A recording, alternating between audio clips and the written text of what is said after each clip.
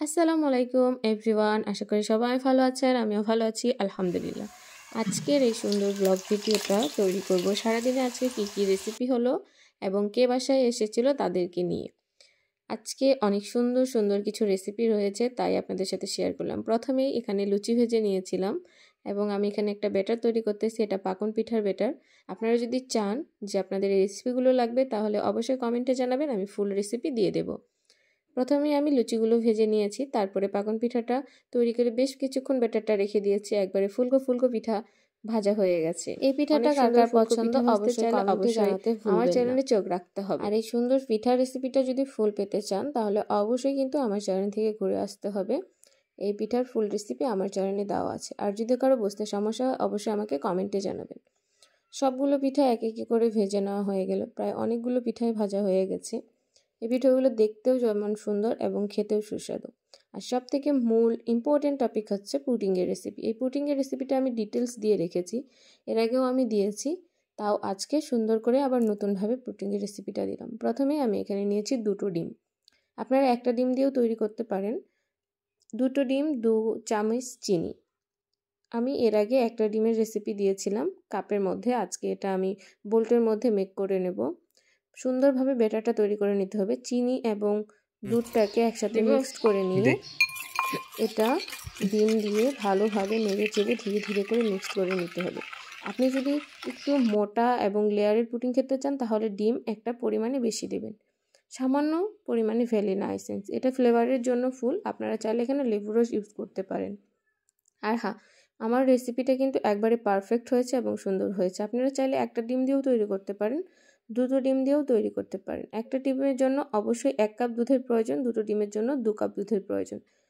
ব্যাটারটা তৈরি করে রেখে দিয়েছি এক সাইডে। এখন আমি তৈরি করে নেব ক্যারামেলটা। ক্যারামেলটা খুব ভালোভাবে তৈরি করে নিতে হবে।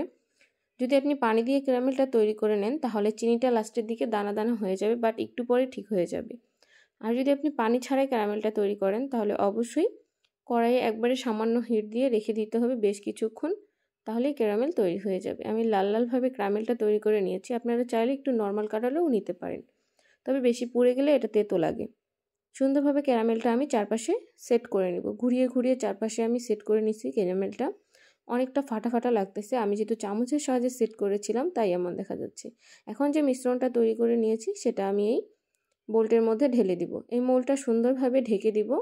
ঢেকে দেওয়ার পর আমি এখন একটা প্যানে পানি দিয়ে এটাকে বসিয়ে দিব। আপনারা চাইলে এটা স্ট্যান্ডের উপরে দিতে পারেন কিংবা টিস্যু পেপারের উপরে দিতে পারেন। আমি ম্যাক্সিমাম সময় এটা টিস্যু পেপারের উপর দিয়ে থাকি। ডাবল কিছু টিস্যু দিয়েছি, এখানে পুরো 3 লেয়ারের টিস্যু দেওয়া আছে, আপনারা চাইলে 1 লেয়ারেরও দিতে পারেন। তবে টিস্যু দিলে আমার কাছে বেস্ট মনে হয় এবং সুন্দরভাবে এটা মেক করা যায়। তাই আমি টিস্যুর মধ্যে বোল্টে রেখে দিয়ে এখানে গরম পানি দিচ্ছি। আপনারা চাইলে নর্মাল পানি ইউজ করে দেন গ্যাস ইউজ করতে পারেন, তবে আমি নর্মাল পানি দিই না, এই জন্যই গরম পানি যেহেতু হাতের কাছে থাকে তাই গরম পানি দিয়ে ঢাকনা দিয়ে, এই যে ঢাকনার একটা ফুটো আছে এটা এলাচ দিয়ে অবশ্যই বন্ধ করে দিতে হবে।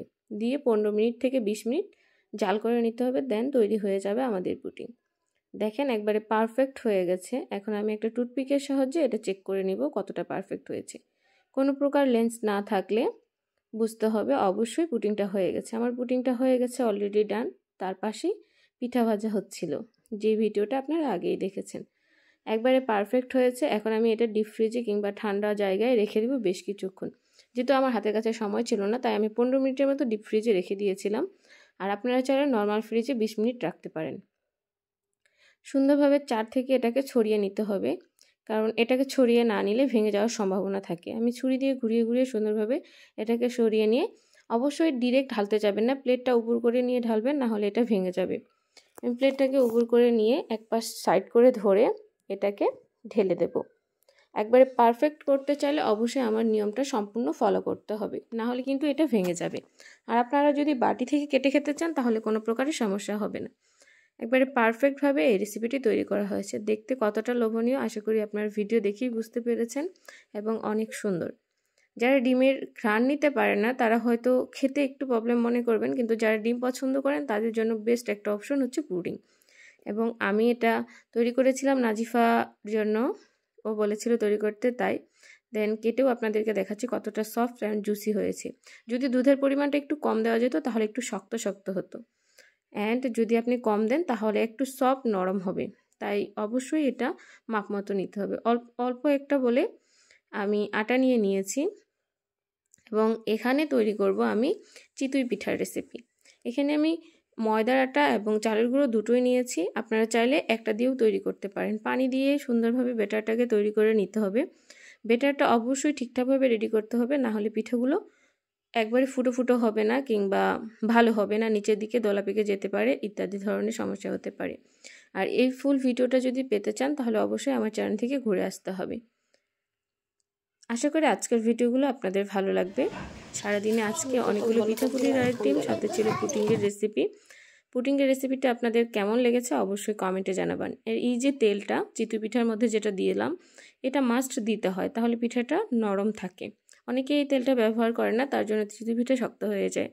দেন একে একে করে চিতই পিঠাগুলোও আমি ভেজে নিলাম। আজকে সারাদিনে ছিল এই রান্নাবান্না, খাওয়া দাওয়া, পিঠাপুলির উৎসব। সো কার কেমন লেগেছে ভিডিওটা অবশ্যই কমেন্টে জানাতে ভুলবেন না। আশা করি আপনাদের ভালো লাগবে। যদি ভালো লেগে থাকে please like, comment, share and subscribe my channel. আসসালামু আলাইকুম। দেখা হবে নেক্সট কোনো ভিডিওতে। ততদিন অবধি ভালো থাকেন। আল্লাহ হাফেজ।